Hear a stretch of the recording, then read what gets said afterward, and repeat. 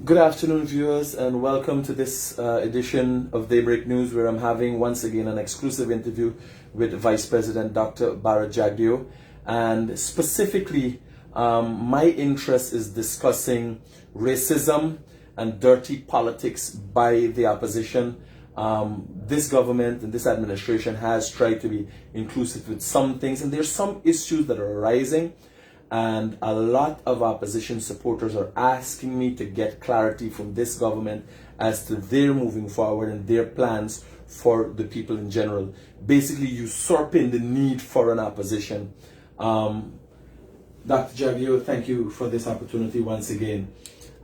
Your government sought to use inclusionary methods yesterday in holding a conference that is going to bring and have input from the opposition as it relates to very important aspects of this country, the future moving forward.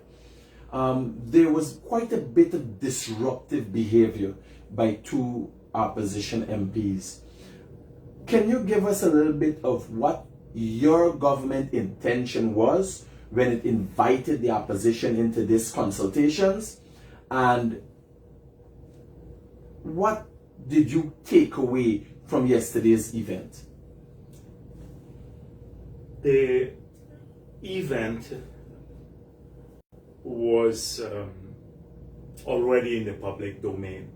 We had indicated prior to that particular event that we intended to submit a revised nationally determined contribution to the UNFCCC, that is to the Paris Agreement. The reason we had to revise the pledge that was made in 2015 was a simple one. That the pledge made by the APNU AFC government was totally unrealistic. It was ambitious, but had no basis for its accomplishment. And this is largely the pledge that Guyana would be supplied from renewable energy, or meet all of its energy needs by 2025 from renewable sources. Now, for any ordinary Guyanese, the guy who is sitting in the car park waiting to catch a taxi, or the minibus driver, or somebody in the bauxite industry, just think about that in 2015 they pledged to the world that we're going to, by 2025, supply all of our energy from renewable sources. It means getting rid of diesel, getting rid of gasoline, getting rid of bunker C that we use to generate electricity. Right now, almost 100% of our energy is from these sources. They had not a single project to accomplish that. So one would have thought, if you make such a pledge to the rest of the world, you would start putting in the projects to accomplish it. You first of all had to either get a solar farm going, a large-scale solar farm, not the tiny things that they put around, because we need at least 150 megawatts of power, a large-scale solar farm on the coast, or a wind power project, or the hydropower. These are renewable sources. Or even the gas to energy project you would have advanced, because that will, although it's not totally renewable energy, it will cut emissions because it's a cleaner fuel than burning bunker C or diesel to generate power. But nothing happened. This is typical APNU behavior. A lot of sloganeering, the good life for everyone. But when their policies come out, they really shafted people. More taxes, less jobs, more extravagance. the green state economy that they developed had no project to accomplish it. In fact, it was just a hodgepodge of studies pulled together. No underlying basis for earning resources to decarbonize our economy. So just imagine an ordinary person thinking, we have to go back now to Glasgow, COP26. And people would say to us, how did you fare? The last government pledged 100% renewable by 2025. And we would have to say, well, we don't have any projects. Sorry, we don't have any projects. We'd lose credibility.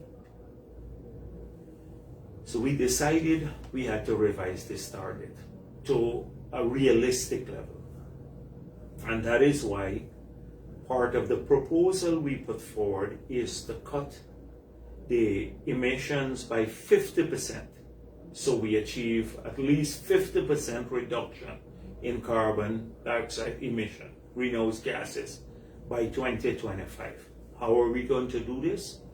By using gas and replacing all the bunker C and the diesel. We use gas and propane and LPG to generate power. Secondly, we're now going out to tender for between 30 to 50 megawatts of solar power. And that should be either by the end of the year or the first quarter next year. And then we've just opened the tender for the Myla Fall, which we hope will be constructed. So when the Myla Fall is constructed now, we will triple the amount of energy that we produce in Guyana, power, but still lower our emission level by 70%, not even 100% that they promised, and that's by 2027. That's realistic. That is what we can do, and we're working towards it. So part of what we had yesterday, the initial consultation after the draft was prepared of the NDC, the revised NDC, to brief a few NGOs, and we thought, let's invite the opposition to share our views first. We will then put all the views together in a revised document and then post it on the website before it's submitted for further consultations. But then people can share their views across the country. Because it's hard now to do consultations with people present because of COVID, etc. So we thought that was a good thing. Then instead of coming there and utilizing the opportunity to make a meaningful contribution, what we saw yesterday was a demonstration of typical low-life behavior from the opposition. They came there, they had Amanza Walton, the same Amanza Walton who said that Indo-Guyanese are mentally lazy. She came there and hijacked the forum. Most people were making their contributions on the floor. She conned the presenter into saying that she wanted a place to rest her notes, and then took over the podium. Which breaching all the COVID protocol, she took over the podium. Typical low-life behavior, bullyism that is known, that is synonymous with her character, and then proceeded to berate the government about how we are acting unlawfully and unconstitutionally because we're not consulting more, forgetting that she was invited to a consultation to help to prepare the final document. So we were acting unconstitutionally. Imagine Amanza Walton standing up in the convention center talking about unconstitutional behavior, the same place where the recount took place, where they were trying to steal the elections. And I had to point out that you couldn't get more low-life than to talk about us acting unconstitutionally when they unilaterally, unconstitutionally appointed the chair of GCOM, which had to be reversed by the CCJ, and when they refused to comply with the Constitution in the no confidence motion, and we had to go all the way to the CCJ again. And imagine them, a person from the opposition, especially Amanza Walton, talking about, berating the PPP for undemocratic behavior. And then I saw in the rest of the speech, I missed part of it because I got there very late. I got there to the tail end of it.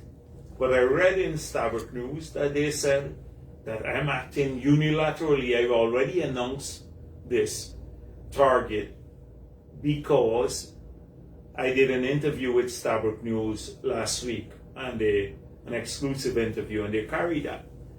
Now, clearly, there is a difference here. It's not that I act unilaterally, but I am not the type of person, wishy-washy person like Granger or Harmon or Walton.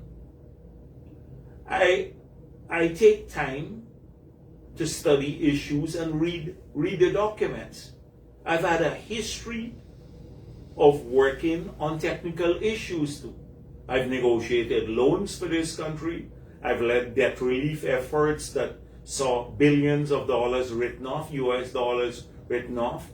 I've negotiated grant agreements. I've been part of almost every budget from 1992 and a policy role up to recently, when the PPP, except in the period when the PPP took office, but that period I spoke as opposition leader.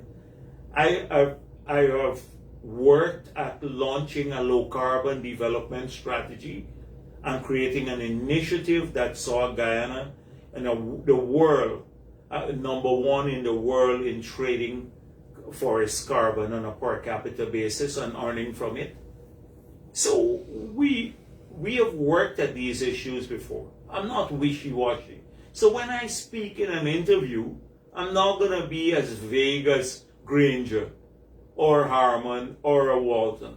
I go there with specific things grounded in facts. So we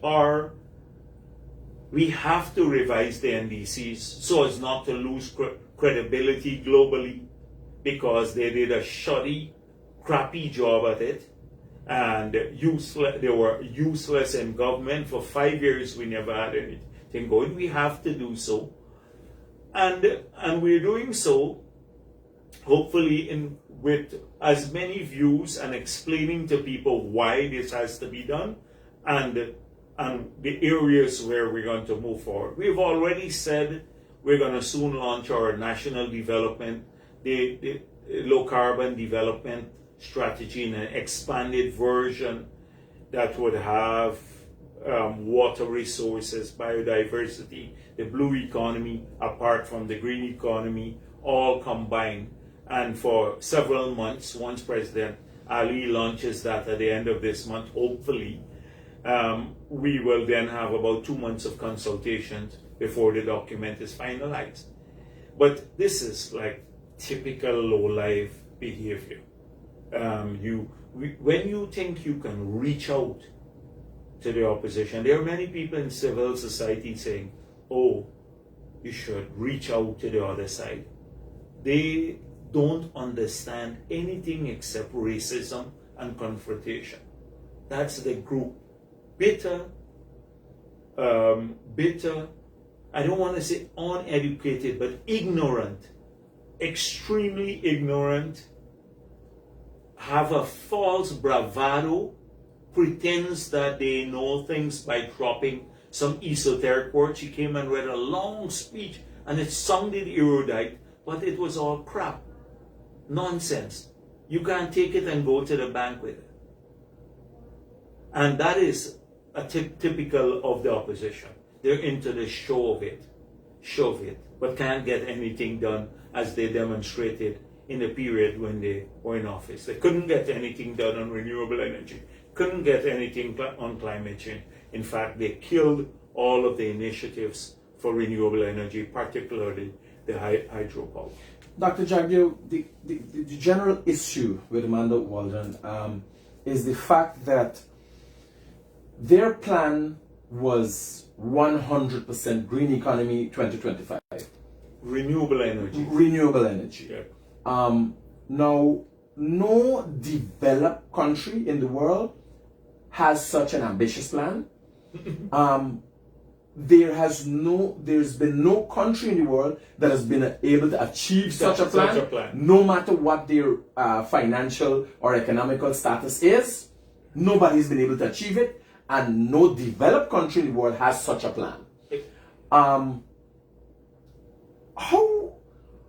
How does this administration, in this consultation process now, reach out to the opposition for their input?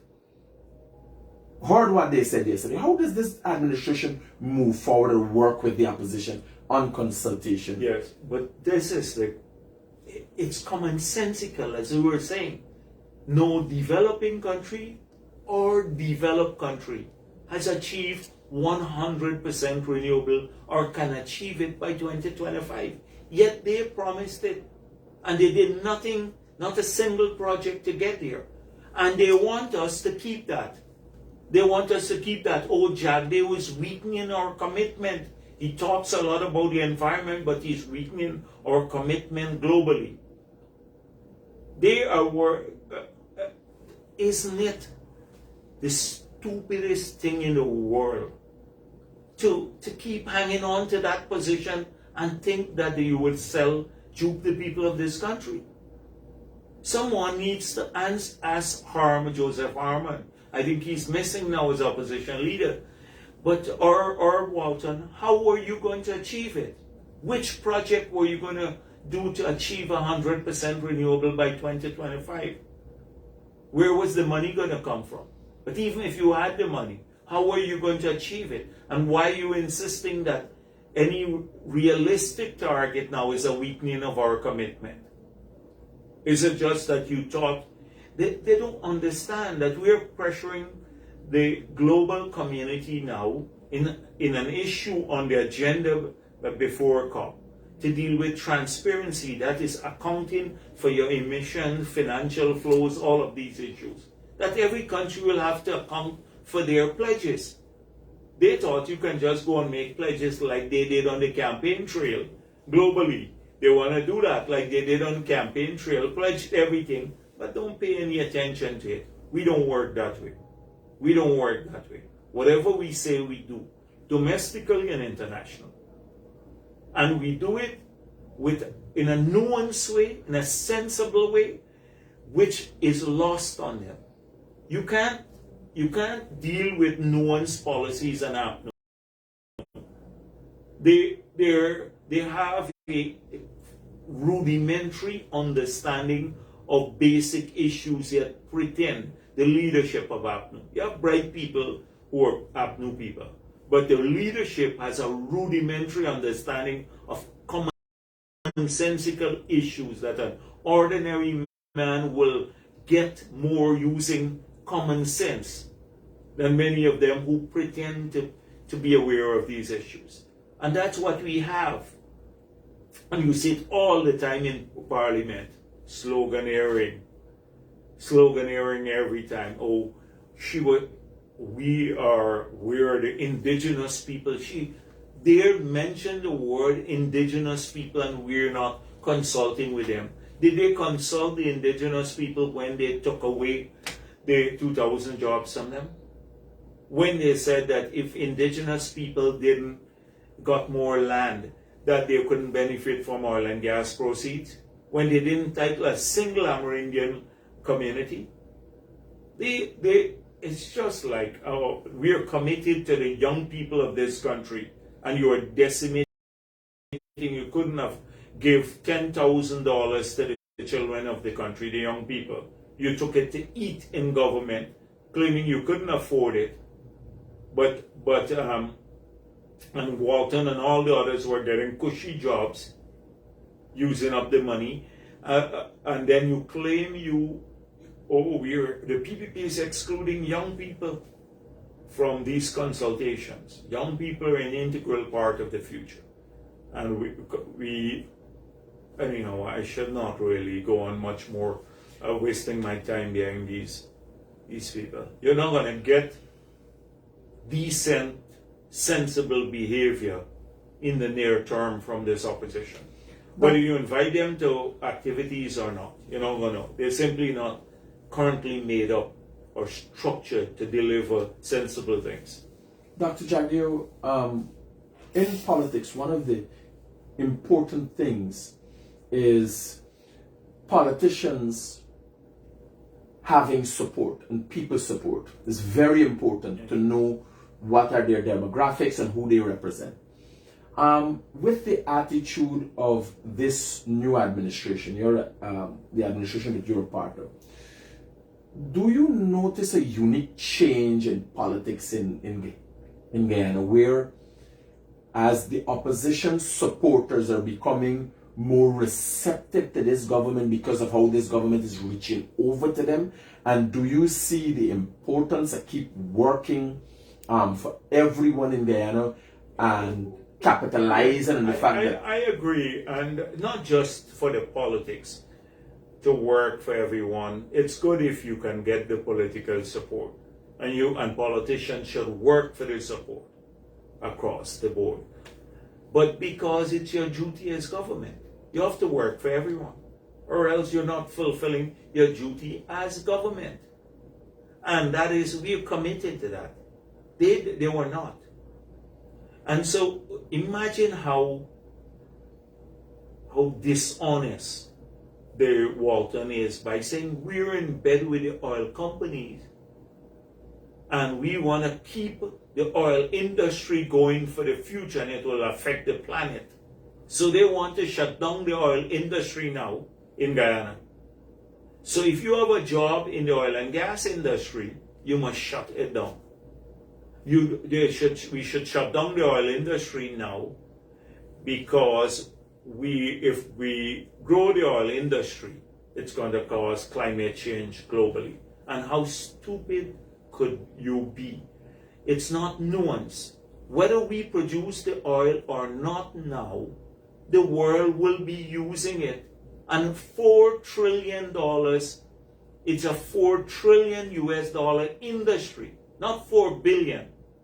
So effectively, they're calling for monopoly for the existing producers. Saudi Arabia, Venezuela, United States, Norway, Russia, to produce, because people are still going to use it globally. But we, at a $6,000 US per capita income, we can't use this industry to improve the lives of our people. They want it shut down now. Walton wants us to shut down the oil and gas industry based on what she said yesterday, that we're in bed and we want to keep them to 2050. We're nothing of the sort. So they said, they want 100% renewable. So we can't bring the gas on shore to develop the jobs and the energy from it, because that's not 100% renewable.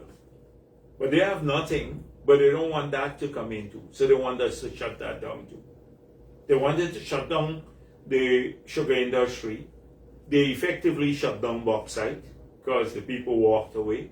The agriculture, by raising all the taxes, land charges by 500%, and the machinery and equipment for forestry mining, they effectively shut that down.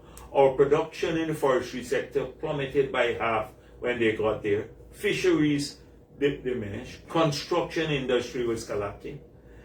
So they effectively want to shut down everything.